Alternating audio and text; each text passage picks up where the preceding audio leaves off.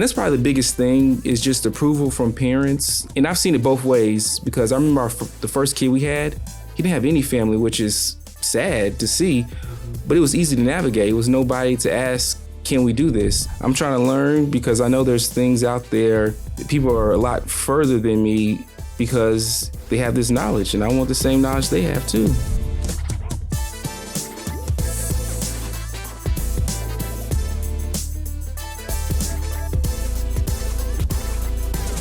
Ladies and gentlemen, welcome back to Beyond the Science, where we go beyond the technical aspects of ABA to have real meaningful conversations about the field of ABA. I'm your host, Sharon Trotman, joined by my fantastic co-hosts, the one and only Darius Cooper. Yes. And Joseph Adams. Yes. Wow, we're going to be talking about some interesting stuff here today.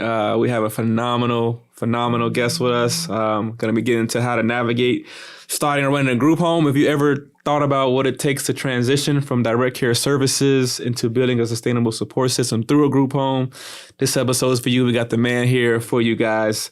I'm thrilled to have his guest with us today, someone who successfully made the transition and is here to share his insights. Arthur Hairston, he's a seasoned behavior analyst with a strong background in direct care and business leadership. After successfully exiting his ABA business, he made a shift into running a group home, a journey he has found both rewarding and impactful. Arthur's group home serves individuals ages across both home and community settings, where at least 80% of his serves being older and typical age around 5-8. His mission is to continue expanding sustainable long-term care for individuals beyond their early years. Beyond that, Arthur also explores opportunities in real estate with healthcare sector, helping others who want to start their own group homes by offering long-term property leases and guidance on the process. Let's welcome Arthur to the show, fellas. Thank you for having me. I've been watching you all's journey with the podcast and just seeing what you guys are doing. So I'm just super proud to see that and then be here, actually. I mean, it gives me a reason to be up here in the A. Hey. Yes, I love it. That's how. Now, Arthur, before we get started, I'm going to give you a special shout out. The year was 2020, maybe 2021. Guys, I called this brother. I was in fourth period at 1:10. I called Arthur, and Arthur talked to me about the passing the BCBA exam, man. So from, you don't know like what I was going through from just teaching and education during COVID and family and just hearing your voice, man, just saying, hey, brother, it's going to be okay. You just stay with it, stay at it like you're going to pass, man. So special shout out. That's love. To all the viewers, That's man. love. Appreciate that. Man, that's Thank you. love. Yeah, it took me a while, so I understand what you were feeling. I've been there. Yeah. So Arthur, man, I'm so glad we here have you in studio. We actually just saw you recently at the Black We Bad conference and on your home turf in Florida. So shout out to Black We Bad. Can you share with our listeners who may not know you a little bit about your background, how you transitioned into group homes, and kind of what sparked your interest in sustainable long-term care? Yeah. So my background is special education. I made the transition. I was a dean at a middle school, and somebody told me about ABA. So I made that transition into a clinic and then into in-home settings. And I remember I was placed in a group home and I was terrified because I only know about group homes on TV. But when I actually came there, I said, this is just like a regular house. And they did have kids that had various diagnoses in there. Some had more severe autism. Some had, sexual behaviors. But it was pretty cool working in there. So I always said, man, one day I'm gonna have a group home. And I had it in my phone. I wrote that down. I didn't know how I was gonna do it. And honestly, I was like, I don't know if it was gonna happen. And in some kind of way, I eventually passed that, board certified behavior exam. And then I, some kind of way, started a business in ABA. Never was in the plan.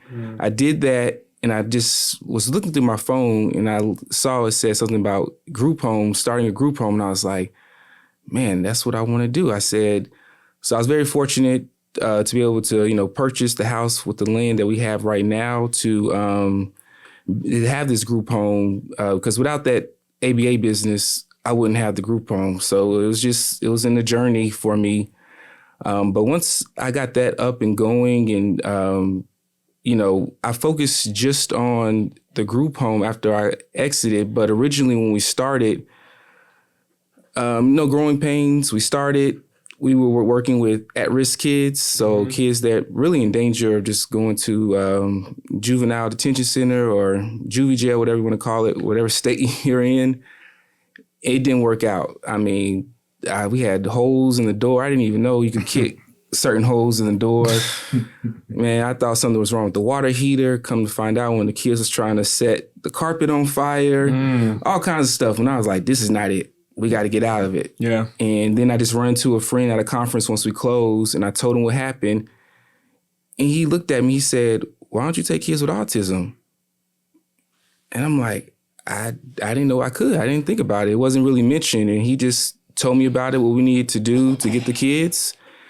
And we reopened, I think, in the end of September, in night and day difference working with the kids. I mean, it's just everything that I would do in the ABA clinic, we do in the house. When we have a strict schedule, our kids go to sleep by 8.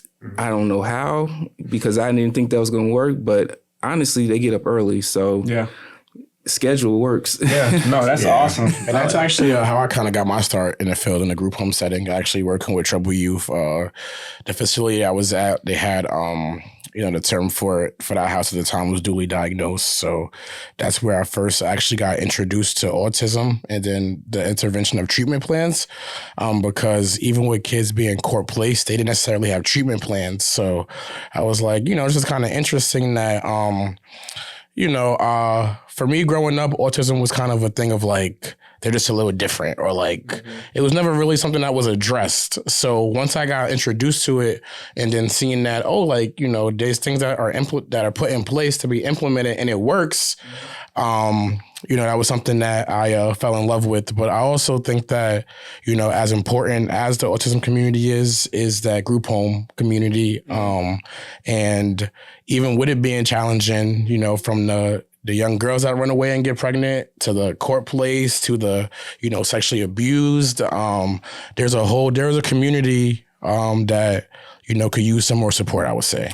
And I'll just even say this, for us, we're licensed with the Department of Children and Families in Florida, and everything that you mentioned, that's a separate licensed home that you can do. Yes. So for what you were mentioning about the girls, those are called maternity homes. You talked about the houses for those in danger of like human trafficking. That's a separate license too. So there's so many things you can do. And we kind of found out when we opened, we were at risk. Then we were told, even if the kids have certain behaviors that may be like that risk kids, if they have autism, they're going to fall under traditional, which was very interesting to me that they will fall under that. So I'm glad you said that. So I can. Yeah. So Arthur, speak on that, because I've had the opportunity to go to his wonderful group home in Jacksonville. It was Georgia Florida weekend. Georgia won. But speak on the different types of homes, because there's substance abuse recovery homes. There's, like you said, human trafficking homes.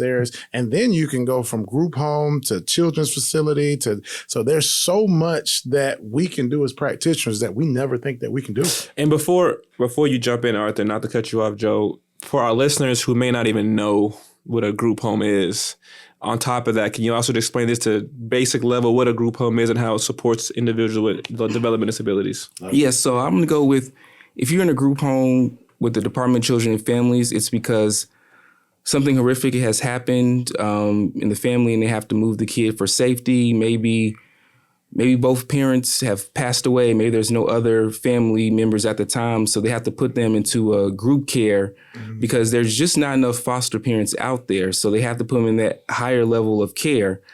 And that's just, with the Department of Children and Families, why they would be there. So I know each state has their own med waiver kind of thing. So in Florida, at least, it's called Agencies for People with Disabilities.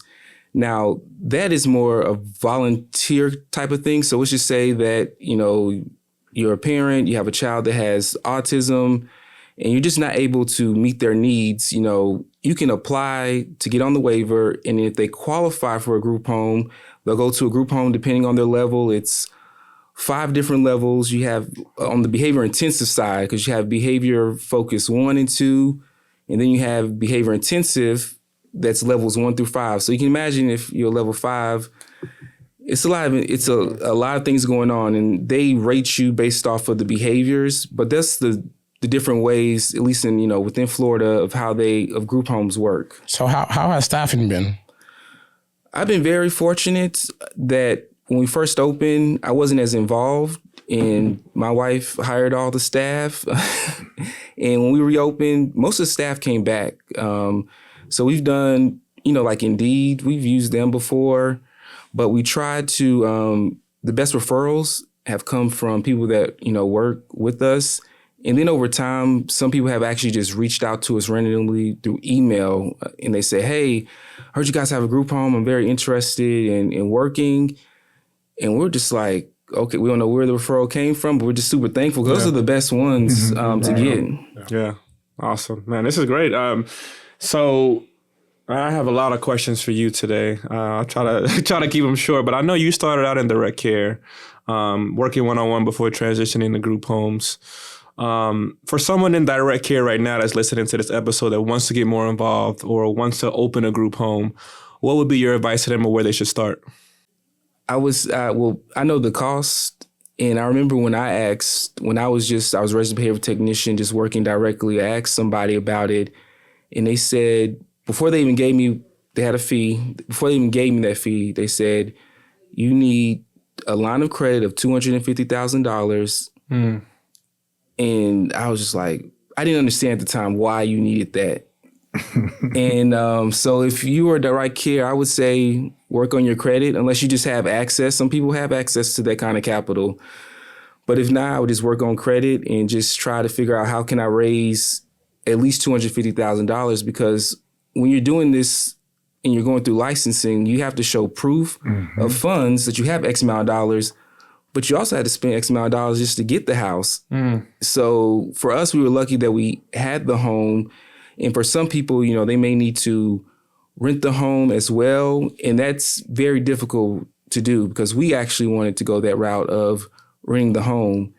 And everybody said no to us. And that's how we ended up purchasing.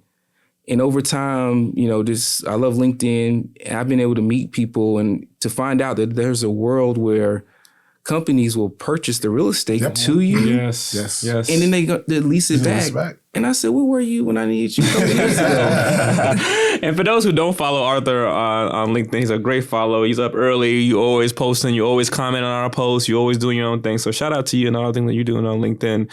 One thing that we all as business owners, I know Coop can speak to this, Joe can speak to this. We actually started a segment recently called Beyond the Grind. And it kind of is just like in our day in the life of what we do on a daily basis. What does a day in the life look like for you, especially when it comes to running a group home? What does that day look like? Well, I can tell you what it used to look like in the beginning when we restarted. I was there a lot until we brought back on staff, because luckily the kids do go to school. So I would be there during the day, just doing whatever needed to be done in the house, and then they would come home. So I was there a lot in the beginning. And then as, slowly as staff was hired and brought back on, I was able to step back and just focus on looking at whatever their plan is. Now, their plans aren't super detailed like what insurance wants to see, which I'm very appreciative of, but I'm able to look at it from a different lens to see, all right, what do we need to focus on? What does my staff need to know about the kids? Because most of our staff have worked in group homes, but they've worked with adults. Working with kids is a little bit different. Then you throw on that they have trauma and autism. It's just very different. So I'm just trying to find different ways. Well, how can I explain this to them? Now, transitioning to now, I did go through a period where I didn't have a lot to do during the daytime because staff was there. Yeah.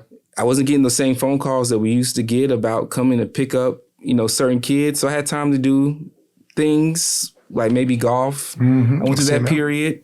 You saw that golf swing on LinkedIn. We saw it. And then I found a way just to make myself busy, because I said I could do something else more productive than just sit here and play golf. So then I just started looking into what else can we do, because our name is Strive Youth and Family Services. I'm like, well, so far we only have a service. So I'm just looking at what else can we do? And I started looking on the Medicaid sheet, and I actually had brought in a coach that works with me, and he's kept telling me, think about the continuum of care. What else can you do? I kept thinking. He was telling me all different ways of what he did in the past. And one of the things he said, I knew that I was already doing it. So that's something that we're working on, which is targeted case management. Because the kids have a case manager, but they don't have a targeted case manager. That's something totally separate. So finding all the resources, going to meetings to share the resources with the families. Yeah. I'm doing that already. And I'm just looking like, that's something that you can actually bill for. And so it's a long process, but we're trying to work on adding that first. And then I'll figure out what's next of other services we want to add.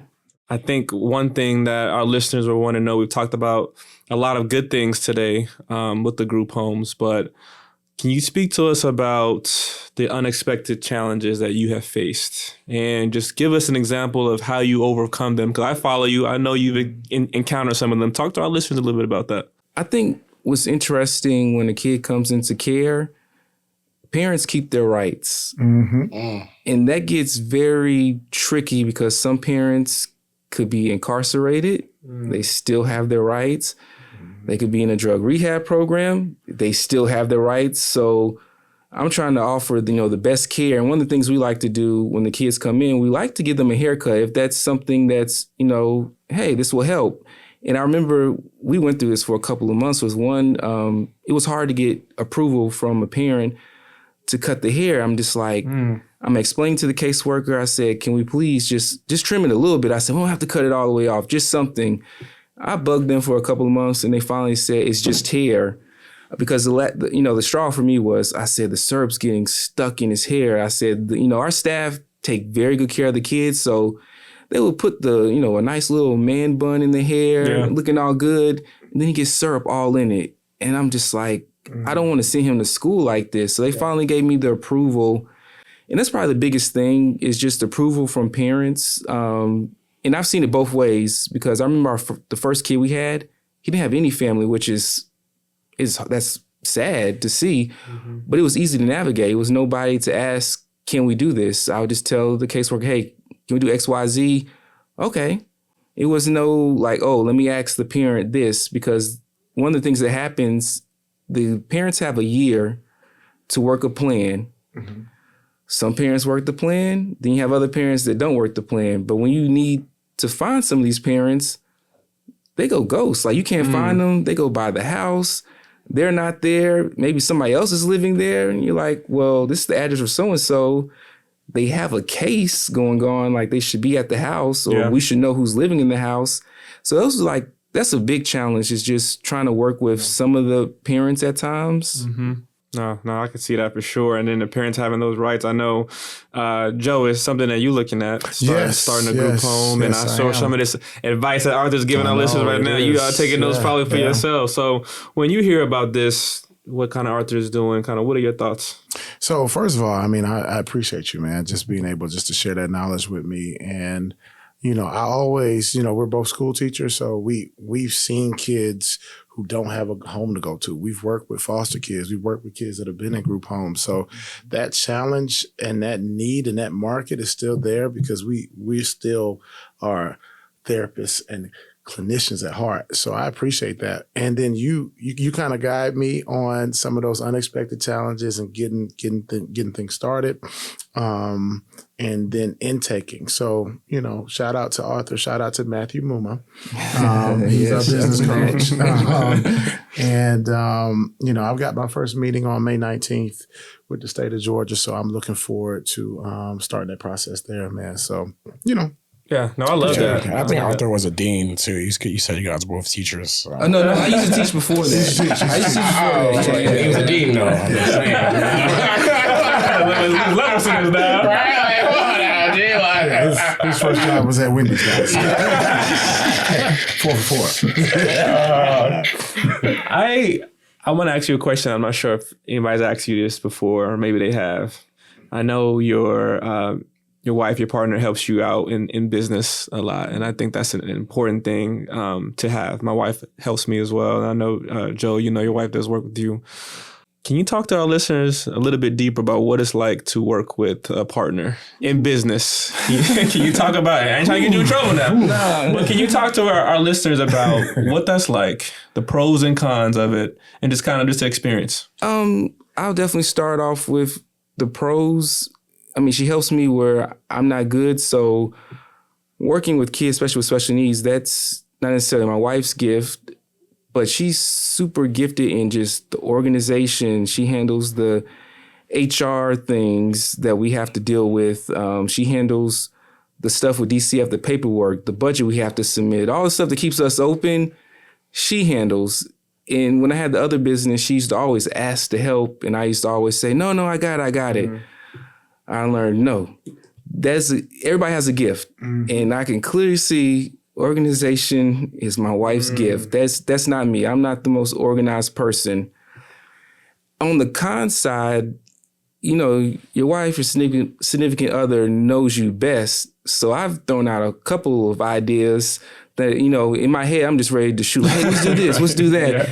And then she sits there and she's like, X, Y, Z, this, we need to think about this. And I don't like to hear, let's think about this. I kind of just want to go with the flow. But at the same time, I let a couple hours, maybe a day or two go by, and I'm like, man, she's right. Yeah. That's probably the biggest con is, they know you so well. So even though you want to do your own thing, you got to listen to them. It might seem hard, but they're looking out for you. Yeah. So I want to ask, as entrepreneurs, as business owners, we build stuff and then it's hard to really let other people in. So what was that moment for you to, in a sense, be vulnerable to be like, all right, give me a hand, let's build this together?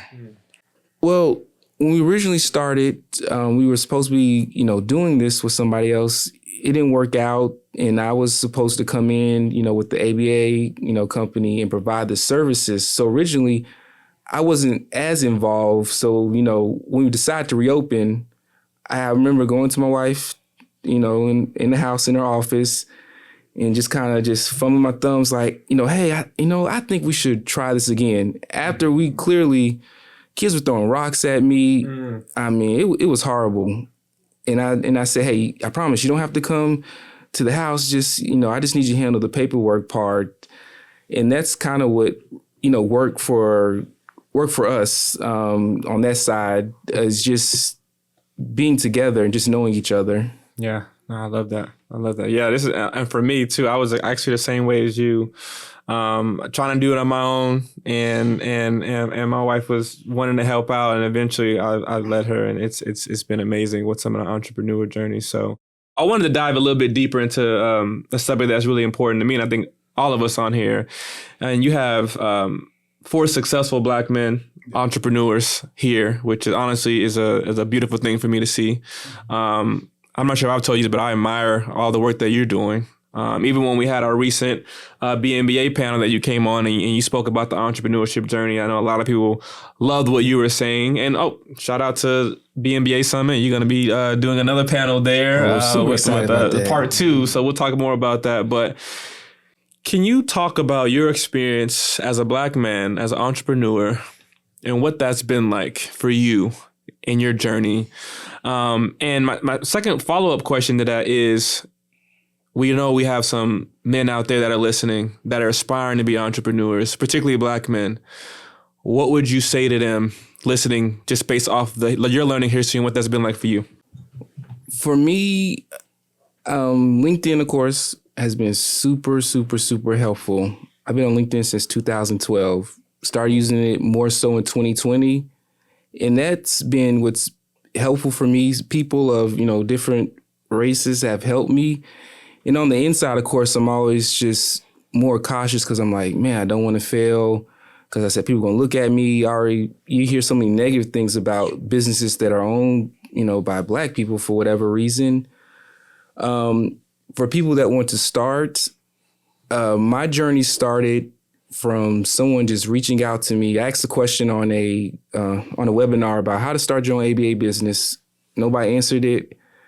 Somebody reached out. Shout out to Lakeisha Cobb-Hayes. Shout out to Lakeisha. Hold on, we got to clap it up for Lakeisha. All of us know Lakeisha, and she's helping all of us out, man. So shout out to Lakeisha Cobb-Hayes, all the work that you're doing. She reached out to me this was back in 2020, and she said, I think I can help you. She said, we'll set up a time.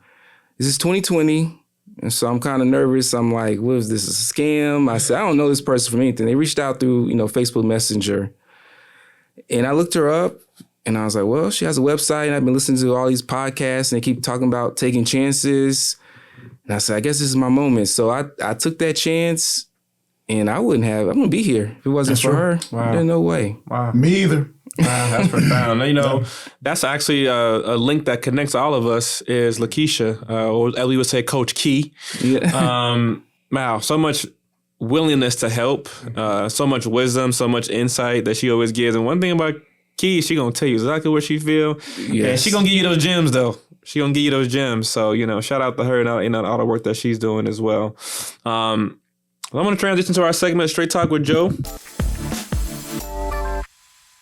So, Arthur, this is the segment where we talk about either self-care or family. But I know that, Arthur, you are a father of 2 beautiful kids. Mm-hmm. Man, how do you, and they're young too, brother. Like they're under, what, 6? Under 7? 7 or 3-year-old. 7 and 3, bro. So how do you balance this journey of being an entrepreneur, but also spending time with your 7-year-old beautiful daughter and your 3-year-old son, man? I probably have a cheat code that a lot of people don't necessarily always have. Mm-hmm. Not only do I have, my wife there to support me, I have in-laws that live down the street. Like down the street? Yes, within the same neighborhood, different subdivision. That's dope. That's nice. And then my parents live down the street 7 minutes. Oh, man. So for me, it's a little bit easier to navigate because I can, if I need, whatever I need to do to get business going, I can always... My wife, I can rely on her, or I have 2 sets of, people to reach out to. So that's a super cheat code that I didn't realize, and I don't take. I'm super grateful for that. But I'm able to do so many things, and then also, build in that time to do things with them because of that. So I'm not always stressed because one, always, they'll be occupied by the grandparents, and then I deal with them extra more when they come back to the house because grandparents let them do whatever. Spoiling them. So that's what, how it works for me, just balancing it. And then we love vacations. So for me, I'm always thinking, what else can we do? What stream of income can I build that can be just for vacations? Because I know I love vacations. I know exactly what my daughter loves. She loves hotels. So I'm like, okay, we got to figure this out. What can we do? Don't spoil it, brother. It's a rare thing nowadays to have community like that. Yes. And they say it takes a village. I grew up that way where I had my aunts close by, I had my cousins close by. And, I don't see it as much now, but there's such a beautiful, powerful thing to have the community. And it helps shape, I feel like, shape the kids more too, getting those different perspectives from the grandparents, aunts and uncles. So I'm glad you were able to have that. That's a cheat code, by the way. That's a cheat code, by the way. No, that's awesome. So, one thing that when I look at kind of your work on LinkedIn and when you're doing, bro, you ask so many questions. I always see you on everybody's profile, doing this and not doing that. And one thing that I love about you is that you're never scared either to ask questions. Like you just put it out there. Sometimes people respond, sometimes people won't. But I think you're modeling how to stay curious, right? And how to be vulnerable, as Coop said, with, just that's excellence to me, putting yourself out there and doing that. Where does that come from? Honestly, you probably heard it on a podcast, because I remember I was trying to find out, well, how do you get more, involved on LinkedIn? It was saying when you do post, ask a question at the end. I said, if you just type something, you're not telling people what to do. And I was like, okay, let me do that. And I just started, other people I follow, they ask questions at the end. And then I also have always been told, just ask the question. You're so afraid to be embarrassed. I said, you're online. These people don't know you. I said, what's the worst that can happen? Because I'm like, what? Somebody's going to laugh at you? Oh, okay. Right. Way more upside. Way more upside than downside. Yeah. No, I'm not afraid to be embarrassed. I'm trying to learn because I know there's things out there. People are a lot further than me because they have this knowledge, and I want the same knowledge they have too. You taking chances though, and I think that's one thing entrepreneurs can all relate to is taking chances. Absolutely. And not being afraid to take those risks. And I know that's something I talked to with Coop over here. This guy has a million things going on with businesses. Coop, can you speak to our listeners a little bit about just that entrepreneurship and how important it is to take chances and what you've done? It's very important. And I actually wanted to ask Arthur, you said when you started, it wasn't necessarily, entrepreneurship. Like, you wanted to open up a group home one day and you wrote it down, but it sounded like you said that wasn't necessarily like, your lane. So how did you get into it? And then how'd you grow so big? Or was it something that from high school, from college, you always had that entrepreneurial spirit? I mean, I probably always did like small things on the side. Like I remember being little, being at a football game, a college football game, and, this is 6th grade. Cash Money, bling bling, was out. Talk about it, bro. Bling bling. And I remember I saw this blinged out chain was a cross. I mean, it was fake, but I wanted it, and I just remember being little and talking to the guy, and he said, "Well, if you can sell X amount of shirts, you can have that." And during this time, it was safe. Your parents could just leave you someplace, knowing that nobody's gonna grab you. Right. So I'm at a college football game selling shirts, and I sold exactly what was needed. I got that chain. Man, I wore it to school, broke my neck out and everything. But broke my neck out. But that was the first time. And then maybe back in college, I tried something with like a neckline, trying to sell something. But also, I've had entrepreneurs in my family, and I was just thinking about that I got to see from an early age. I have an uncle, very successful in Winston-Salem, North Carolina. He does shirts for almost anybody you can think of, like, print, embroidery, people like Chris Paul, who are from Winston-Salem, North Carolina. CP. And then also recently I saw an article, somebody posted something, my grandfather or great-grandfather, he had a pharmacy. And I remember being young in the pharmacy, always getting candy. And I never knew what happened.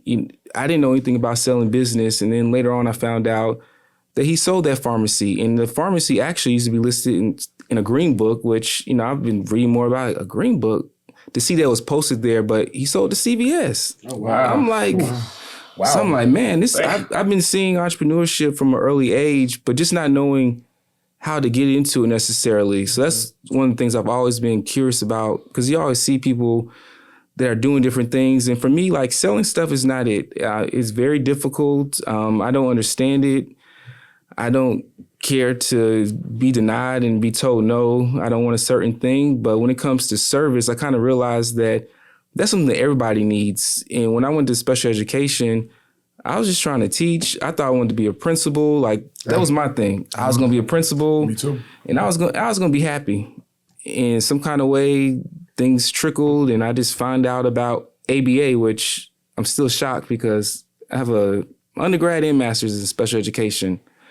I didn't hear about ABA. I had one professor in my master's program. He said, maybe one day you'll come to the dark side. I didn't know what that meant. I didn't understand the joke. I get it now, but I had no idea. Nobody talked to me and said, hey, you should look into this. Yeah. I did have one more question. I know we're kind of tight for time right now, right? You said it was your grandfather or great-grandfather who had a pharmacy and sold to CVS. That's incredible, right? Was that entrepreneurship and game given to your parents and trickled down? Because I feel like in other communities, for somebody to have done that, it's like, your dad's probably on the board and your mom's on the board, and they're going to give that game of like how to get credit and how to save up to do that and how to get grants. And I feel like our community doesn't necessarily do that. Like, we'll have parents who save up to buy a house, but never really give us the game on how they saved up and got their credit right to buy a house. So, having such an entrepreneurial family, was that game passed around, or was it kind of like, I still kind of got to figure it out myself? I would say I still had to figure it out, but I will say I think the knowledge was passed down to my aunt, who I've been seeing that does, various things, and then my uncle. Surprisingly, I'm from Charlotte, North Carolina, but he had a group home, which I didn't even realize. He had a group home in South Carolina. And I'm like, I didn't even know that. So when she saw that I was, open up, she's always been so supportive and, proud, but it's just amazing to see. So when you ask about the knowledge passing down, if anybody that caught the knowledge, it would have been my aunt. And that's how I found out about the CVS thing, because I was a little kid. I had no idea. I just thought that the pharmacy was just gone. I didn't know, hey, it was sold.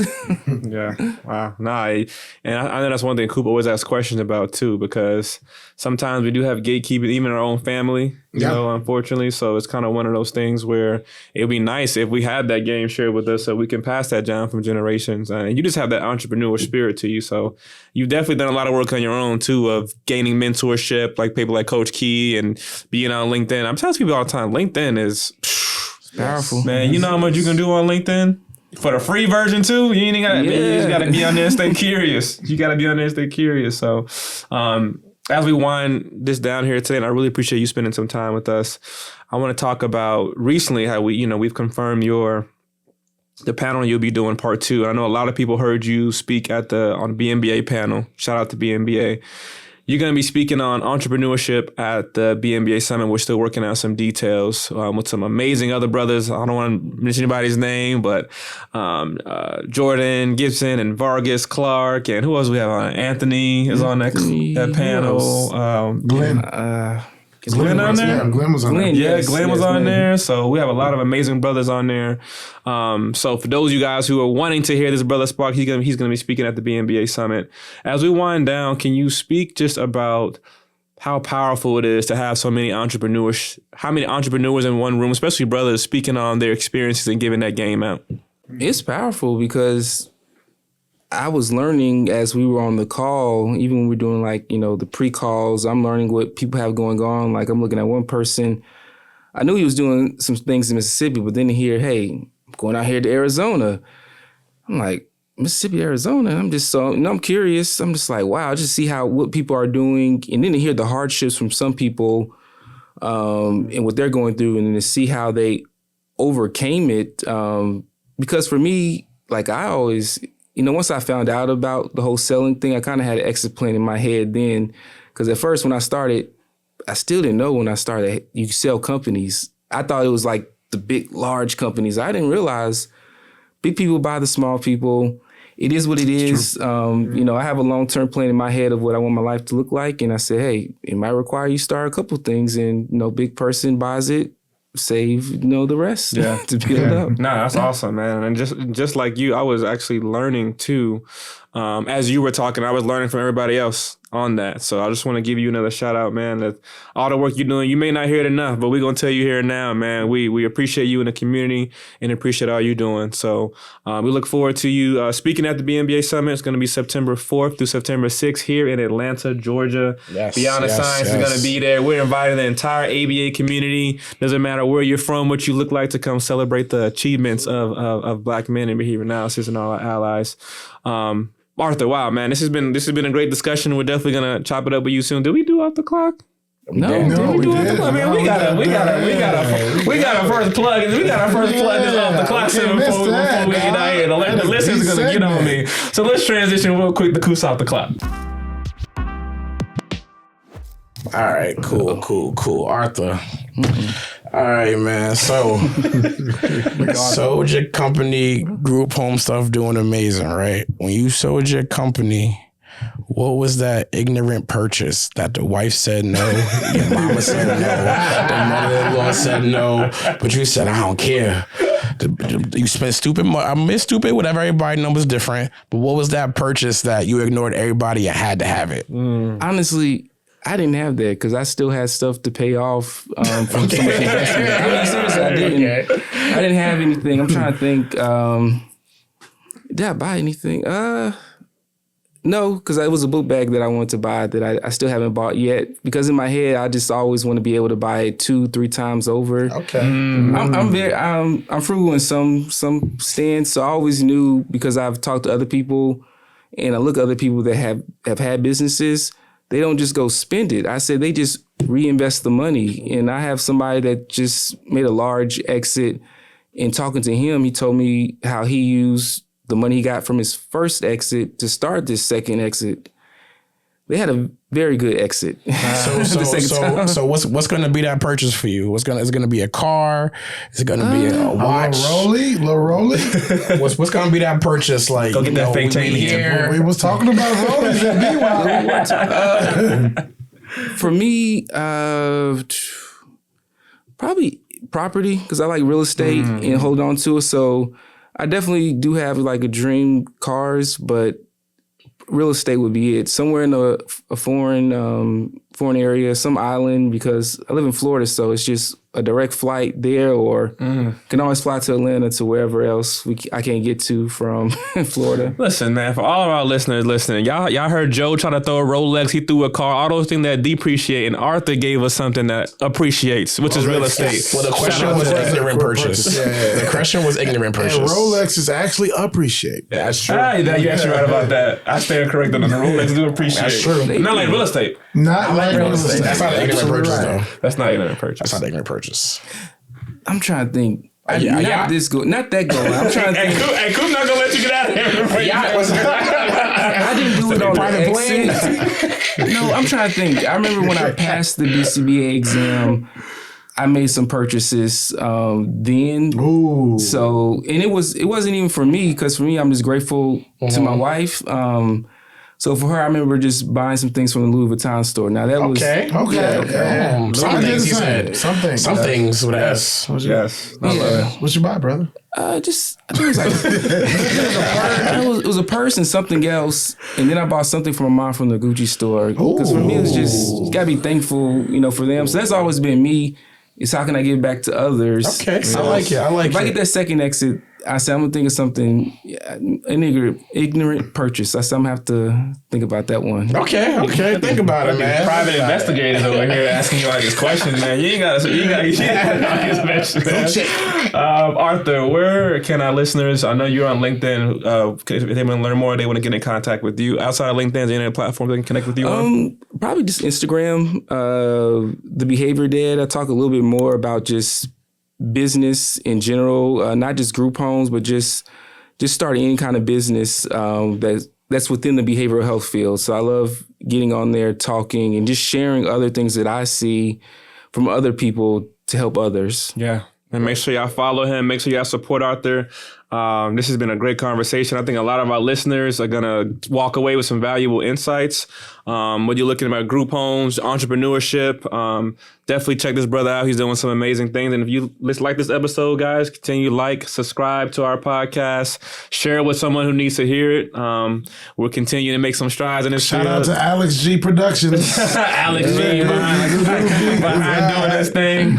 Until next time, we'll be on the science. We're going to keep things controversial, continue to make an impact. You're going to see us coming up at some conferences soon. We have some amazing episode guests. We'll see Arthur back here soon in Atlanta, sooner rather than later. We hope we have you here before the conference. Come back and visit us. I want a reason to come back here. Hey, you got a reason right here. Beyond the science. We appreciate it, brother, man. Thanks for coming on and having us. Thank you for supporting our podcast as well. Yes. You know that we're doing. Can we do a toast to that real fast, y'all? For having us on Beyond the Science. Appreciate you. Until next time, we'll talk to you guys later.